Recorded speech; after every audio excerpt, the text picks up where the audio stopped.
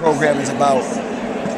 I don't look at things as being disappointed or not being disappointed. You look at it as being a ferocious competitor or not. And if you're not in that ferocious competitor category, then we're going to find somebody that's going to battle for whatever it takes. 420 seconds, 7 minutes, overtime, whatever it takes.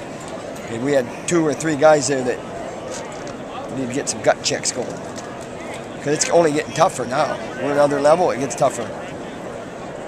Are the guys feeling pressure at all, or what do you think's going on technically out there? That they're just not scoring? Or? I don't know. I just said that the guys battle for 420 seconds, for 7 minutes, for whatever it takes. If they put their head on the mat, then it's not, it's not going to happen.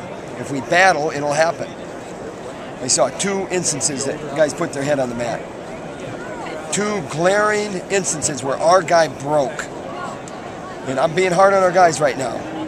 It normally wouldn't probably be this hard on them, but I tell you what, you gotta realize that it's a process.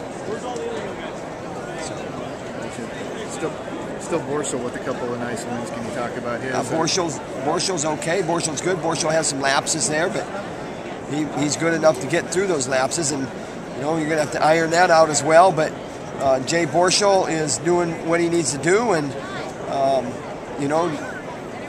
I'd like to see wider margins of victory, no major decisions, because he's capable. What about McDonough? He seems to be relentless out there on any given match. McDonough is on guys' legs, and he's doing a good job. And when he's moving his feet and firing his offense, we like it. When things are moving and banging and going, then we like it.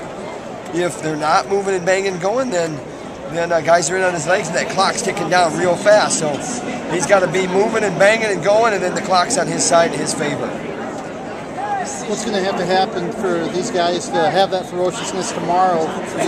What's the semifinal? Minnesota? Yeah. Well, we'll see them again, and we've seen them before. We know what to expect. They're going to battle. I mean, Jay Robinson, he's not a pussyfoot. So if we're going to pussyfoot out there and put our head on the mat, I'll tell you what, I wouldn't pick the Hawkeyes, I'll tell you that. If we go out there and battle, get smacked in the mouth and smack somebody back in the mouth, then I'd bet on the Hawkeyes. What does Ketty have to do to get his offense going more? I just talked about it. Talked about it. I'm talking about Ketty. If you want specifics, I'm talking about Ketty.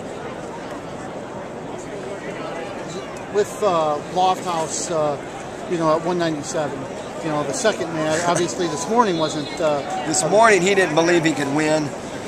This afternoon he believed he could win, but he get in and he hesitates. He got to pick people up, not just legs up in that situation. The guy was flexible, it looked like, especially to that, his left leg, that lead leg. He goes to the snatch on the other side and gets a takedown when time runs out in the tiebreaker period. You got to pick the guy up in the air, or you got to go to the other leg, which is what he did, and he gutted it out to win. This morning, you got to believe you can win, and then raising just that's just not unacceptable. How you compete, and not throwing the guy under the bus, not blaming him for anything, but we got to have more.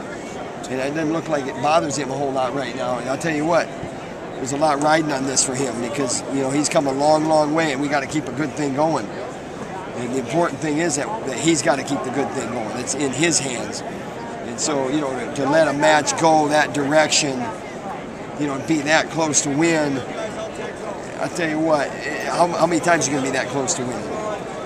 Tom, you may have already been asked this, but what did you say to Ketty after he came off the mat? I didn't say anything to him. I talked to him like I talk to him every other match. You fight hard, you win. It seemed like you were pointing him in the direction of the boys. I didn't say anything to him. I told him he's got to compete to win. What's the plan for tonight? Get you guys ready for tomorrow? We got, we'll be watching these dual meets with some coaches, and other coaches will be back. I talked about Andy Hamilton earlier this week about guys sucking their thumbs. Today, maybe we sucked our thumb a little bit too much. Maybe we think it's going to be easy. Maybe we think guys are going to fall down, after one takedown or after a certain amount of time. But there's guys out there that want to battle, that love battle, and we got to love it too, and they loved it more than us in some instances today. And I'll tell you what, if we wake up tomorrow morning and we're sulking, then I tell you what, we got problems. And this coaching staff needs to communicate to these guys.